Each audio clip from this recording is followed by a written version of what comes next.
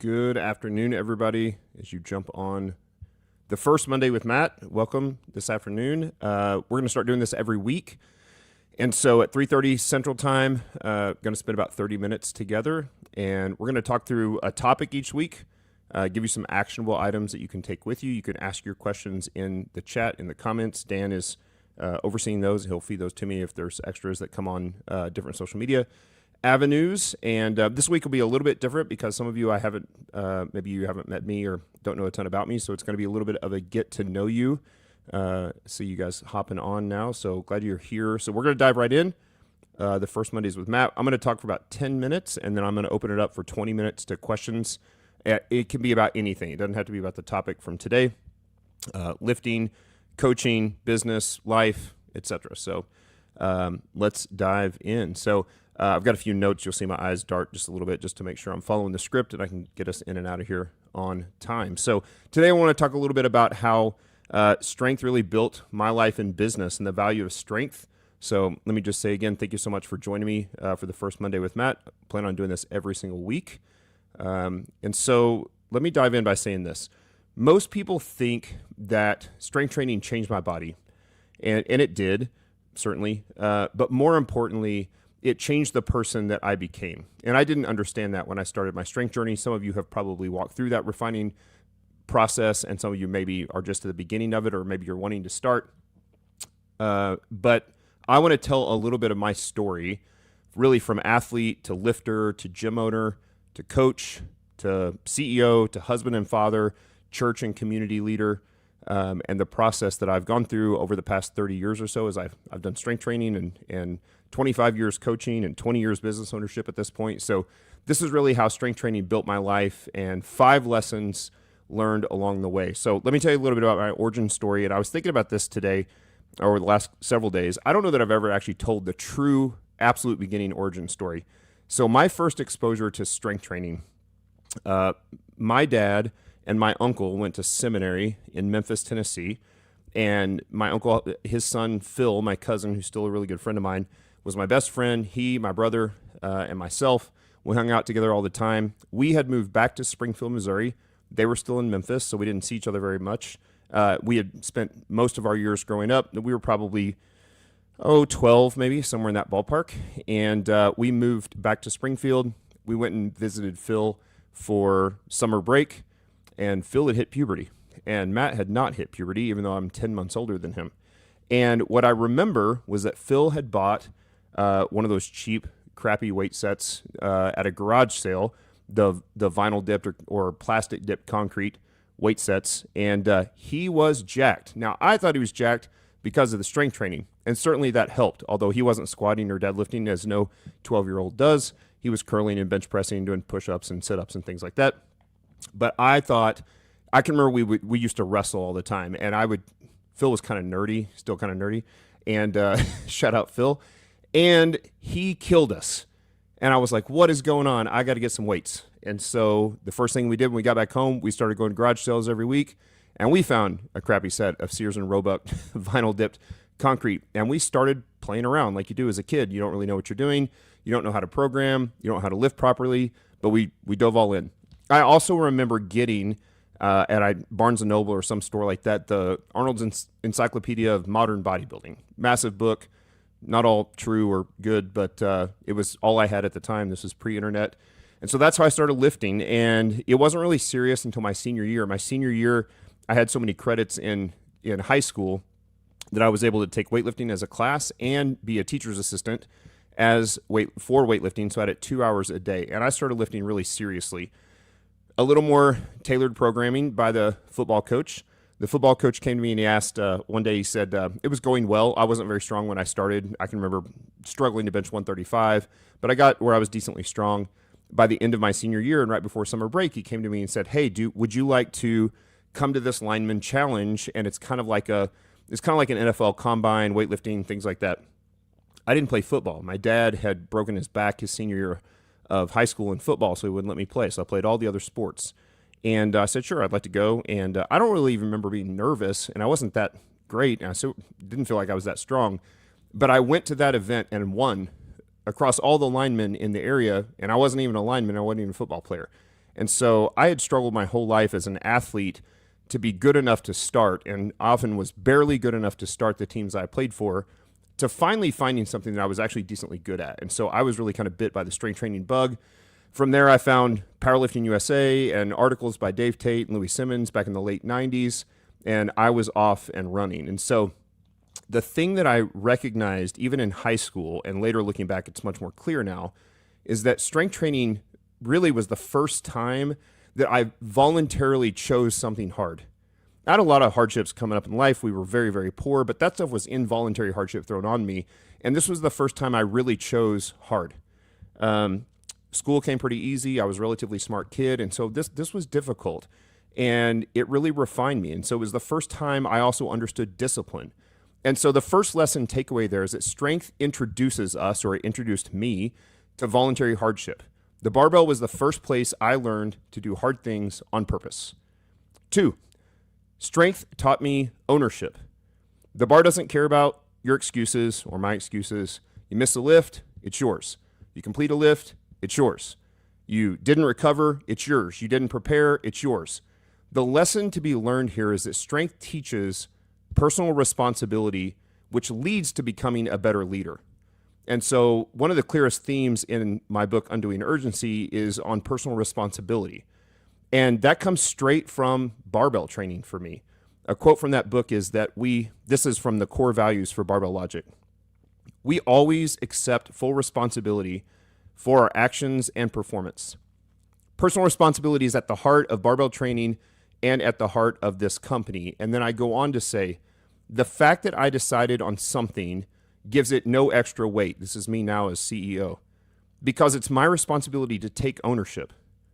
Refusing to change, to take responsibility, or to authentically say I'm sorry or my fault has no place in the voluntary hardship of making decisions.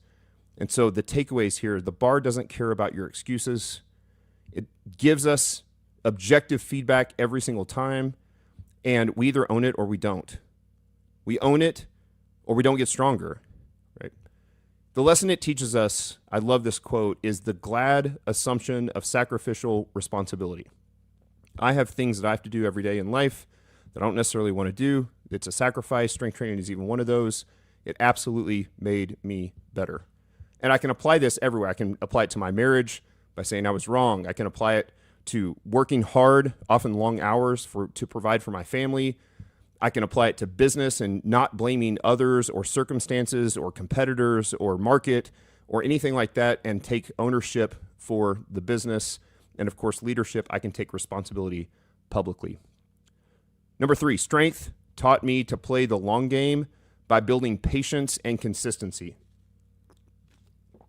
You all that have done this well, you know this. You don't PR every workout. Progress is slow. Small adjustments matter. So just like minimum effective dose, what we call MED, training and programming, in life, we still adjust one variable, we stay consistent, and we have long-term thinking. I can apply this to my marriage by showing up daily. I can apply it to fatherhood, knowing that presence is more important than intensity. And I can apply it to business, and I don't make or don't want to make emotional reactions or change of direction just because circumstances might have changed. And so the lesson learned there is that strength taught me to play the long game, in understanding that consistency beats intensity, and that principle saved my marriage, saved my family, has saved my finances and my business more than once. Number 4, strength exposed me to voluntary hardship, which I mentioned before, but most importantly, the voluntary hardship taught me joy over comfort. What is impossible without hard work is cultivating and carrying the joy of a life well lived. That's from the book. And go on to say there, joy is the nostalgia of looking back and being proud, not of what you accomplished, but of the life you lived. And this applies in times of great elation as well as times of the deepest possible pain. It's funny. I think back to my training, and while the PRs are cool, and I love PRs, it was actually about the process of chasing the PR. It's the life that you live, not the accomplishments, not the awards, not the great benefits that people handed you or the nice things they said, but the actual life that you lived. And I learned this under the barbell. And so that's strength. That's voluntary hardship. It teaches you to choose discomfort. And that bleeds into things like saying hard things in business, having hard conversations with your spouse or with your children, ones that need to happen, doing the right thing, even when it's brutal, and leading from the front. Strength doesn't just build muscle. It builds your capacity to endure meaningful suffering. And that's what makes you and makes me a better lifter, a better husband or wife, father or mother, CEO, church and community leader. The lesson there is that voluntary hardship teaches joy over comfort. And last, and then we'll take questions, our most precious resource is neither our money nor our time. It's our attention, and strength taught me attention and discipline. Training is attention practice. It's focus under load. If you've ever squatted something incredibly heavy, you know all of the other problems, all the other wonderful things in life go away while that barbell is on your back. If not, it's going to crush you. It's going to fold you in half. And so you have to be incredibly focused under load. It's presence under pressure. You are never more present than when you are terrified that a bar is going to fold you in half. And it's intentional reps. And so the lesson here is that the barbell demands our attention. And when you train your attention under load, you get better at giving your attention to your wife or spouse or kids or your team or your church or the people in your life that matter most. And so the primary takeaway from this topic today is that experiencing strength is infinitely valuable at every point in our life cycle. From beginner to novice to intermediate to advanced lifter to student to coach to our occupation to business owner to husband and father, grandfather, church and community leader, and even in the twilight of life, strength matters. So that is the topic for today. I will open it up to questions, which I will start to walk through. If hopefully we'll get to your questions, I'll try to rapid fire these as much as I can. Oh my goodness, there's a ton. All right, let's dive in. Hey, Matt, I start a few. There's no questions. There's a bunch of comments. So, okay. Well, thanks for all the kind comments. Start. Yeah. All right, I am sliding down. Okay. So from Bo, knowing that your podcast work documented training thoughts well, what have you changed? What have you changed your mind on in regard to strength or fitness over the last 12 to 24 months? That's a great question. Not a lot for the beginner, for the novice, and even for the intermediate. But I am really enjoying both in my own training and in my coaching, doing more things that are a little more hypertrophy specific when you have paid the price and walked through the journey of the heavy barbells and you've gotten yourself strong. So again, it's a blanket statement, but if you're a middle-aged man and you've pressed 200 and bench pressed 300 and squatted 400 and deadlifted 500, you're strong enough for anything that life is going to throw at you. And at that point, you have to decide, do you want to keep getting stronger? You've probably heard me say this on the podcast before, or do you want to focus on other things? And so I am 47, pushing 50, and I just want to be healthy. And so I have lost 50 pounds, a little over 50 pounds of body weight. I'm feeling good. I'm eating, for 3 months, I have almost not eaten out at all. I've all home cooked meal with real ingredients. Haven't had a drop of alcohol other than church communion in 3 months, and doing cardio, all that sort of stuff. And so I've been able to go in and basically do one heavy lift a day, about 5 days a week. Then accessory movements that are often stacked circuit style, and get good cardio in, walk with my wife. I sauna at least once a day, often twice a day. Cold plunge, which maybe helps, maybe doesn't, but I like it, and I'm hot-natured, so it cools me off. I just feel great. And so that's the focus of a lot of my training. And because I coach a lot of people like me, middle-aged executives and soccer dads and whatnot, then it works really well for them too. So I'm looking at longevity. It's back to that playing the long game. I know that I probably don't have another PR in me in the weight room. I mean, maybe I've got a post-40 PR or post-50-year-old PR or something like that, but I'm probably not going to deadlift 725 or bench press 500. And so the focus now has to be on longevity. So I'm looking at things, often metrics, those PR metrics. I do a lot of lab work, blood tests. I'm tracking my HRV, my VO2 max, my sleep, all those sort of things. I want to see those consistently get better.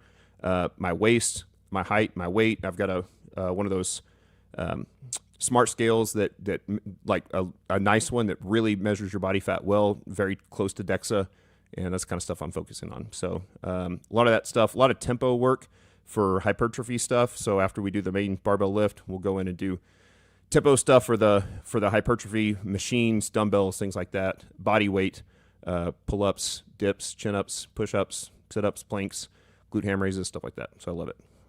All right, going back up the list. If I miss you, Bo, just Dan, let me know. Can I speak about my experience with GLP-1, Bad and the Ugly? I think we have a topic coming up soon, so I'll just very quickly say that several years ago, I just want to be open about this. I started taking tirzepatide, which is Mounjaro, because I was showing signs of prediabetes. At the time, I was like 290, 295. Now I'm 240. And it worked great, but it was $1,200 a month, and my insurance wouldn't pay for it. And so for me, that was still very expensive.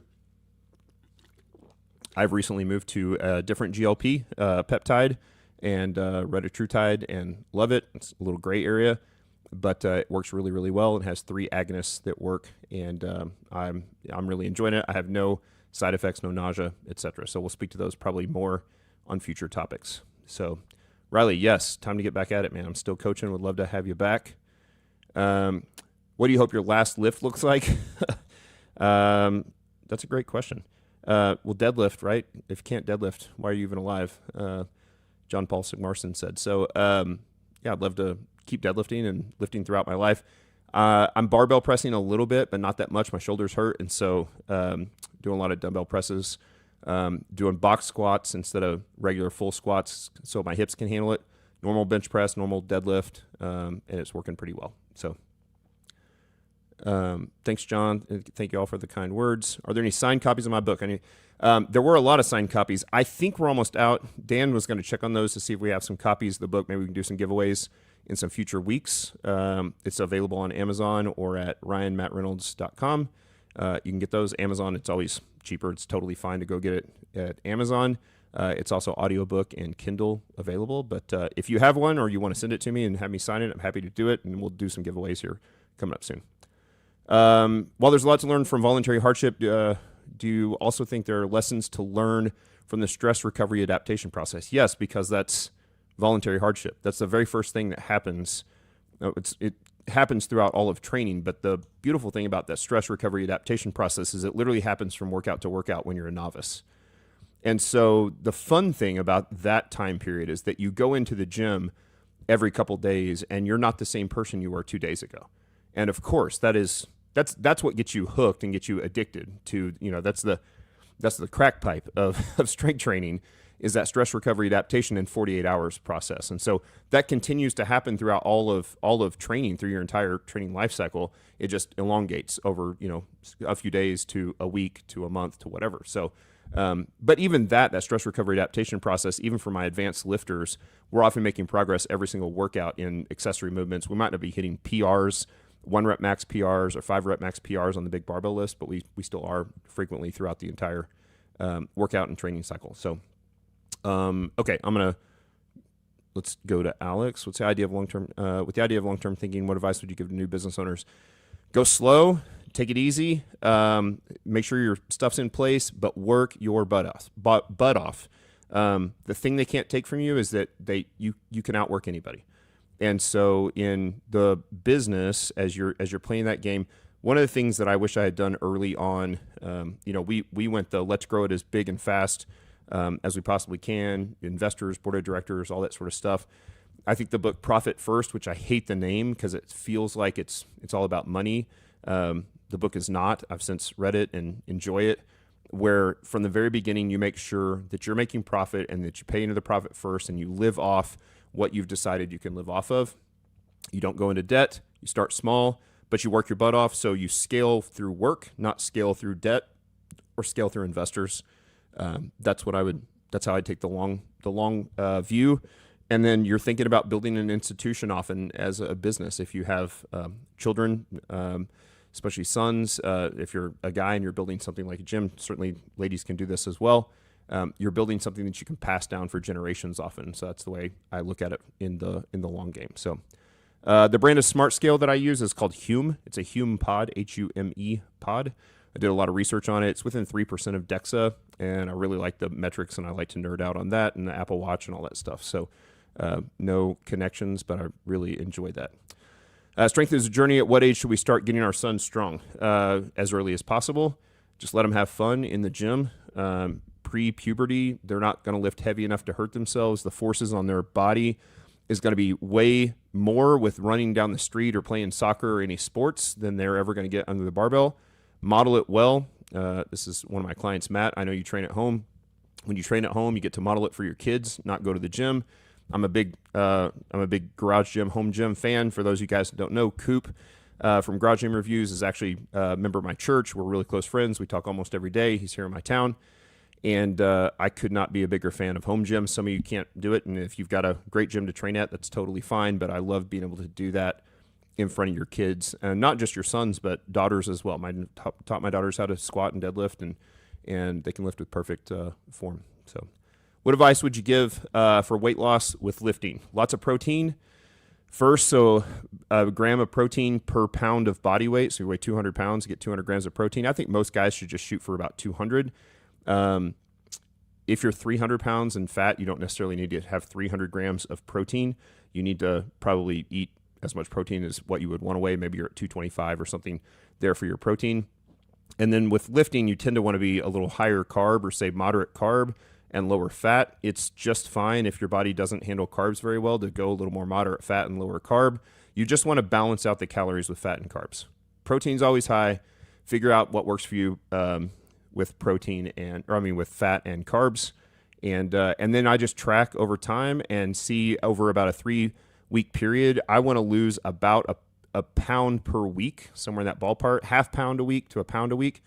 Probably no more than a pound a week. You're going to be losing fat or losing muscle, and probably about a quarter of an inch off your waist per week, somewhere in that ballpark. And that can fluctuate a lot with water. So you want to look at the trend of 2 to 3 weeks at a time, and then adjust the calories up or down just a little bit, keeping the protein high and adjusting the carbs and fat appropriately. So, Dan's still looking to see if we have signed copies.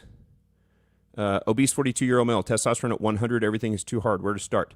Probably talk to your doctor about getting on TRT. 100 is really, really, really low. I'm not a doctor. This is not medical advice, but it's very difficult to make progress when your testosterone is that low. When your testosterone is that low, it's very hard to bring it up naturally to where you want it to be. Again, I don't know your situation, but if you've had consistent labs, blood tests, certainly losing weight will help tremendously. Training would help tremendously.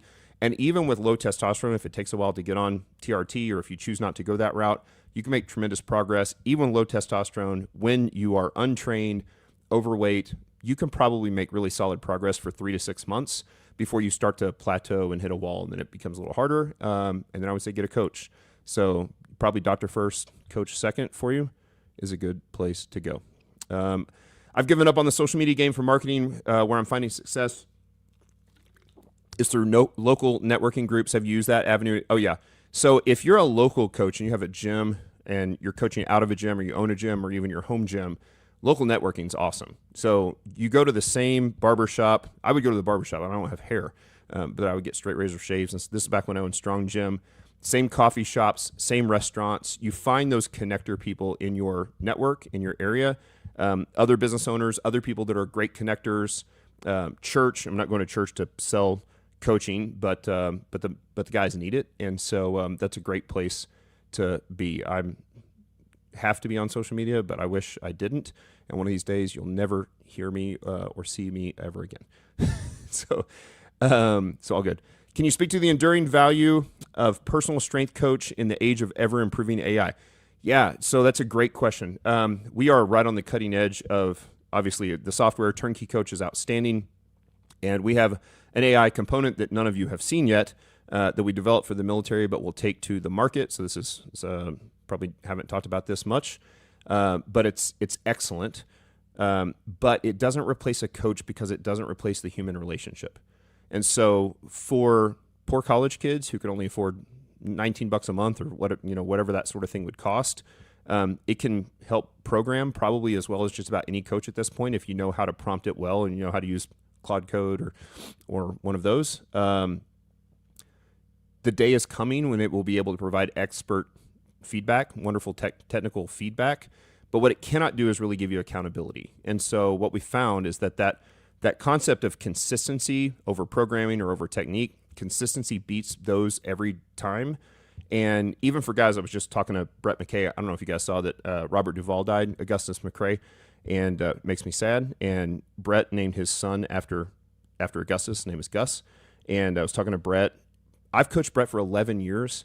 And Brett says still when he hits record on his phone and he knows he has to upload that to me, it provides tremendous accountability. He knows his form has to be right. He knows I'm going to break it down. He knows I'm going to really make him do it correctly. And so that's the value of a coach. It's that building that trust and long-term relationship with a real human. And so I like to think of AI as a tool that coaches and clients can have to basically put incredible tools in their toolbox. I love AI. I know a lot of people are terrified of it. I'm terrified of it a little bit too. But it's a wonderful tool. And when paired with excellent human relationship, I think it's synergistic. Again, for 19-year-old kids, all they can afford is a program and some technique feedback. It's going to be great for them as well. Right? Not strength related. Always cool when I hear you talk about you need a budget. My wife and I have been using it for years now, and it's cool to know that there's a connection between the two companies. Yes, we're really good friends with Jesse Meekum and the YNAB team. For those of you who followed YNAB or Dave Ramsey or anybody like that, it's kind of similar to that. YNAB is my favorite. It's a great way to budget for your finances. Again, for young upstart businesses, YNAB is a great thing to use for your business as well to make sure that you're budgeting correctly and really putting every dollar that comes in to work and giving it a job. So, all right, last couple here. I joined okay, that's for the network. Let's wrap that up. So again, we'll do this every week. Thank you so much for your questions. Next week, let me fill you in a little bit about next week. I'll pull up my notes. Next week, we are going to dig into whether you should become a coach in the first place. And when you're thinking like, should I start coaching? Should I just coach family? Should I start this as a business? What do I do? If you decide yes, what it means to become a great coach. We're going to give you permission to coach if that's what you want to do. And the next step, I'm not trying to sell you anything today. We've got a free ebook for you. It's a coaching Kickstarter ebook. So those of you that are interested in coaching, you can go to barbell-logic.com/Matt Kickstarter. barbell-logic.com/Matt Kickstarter.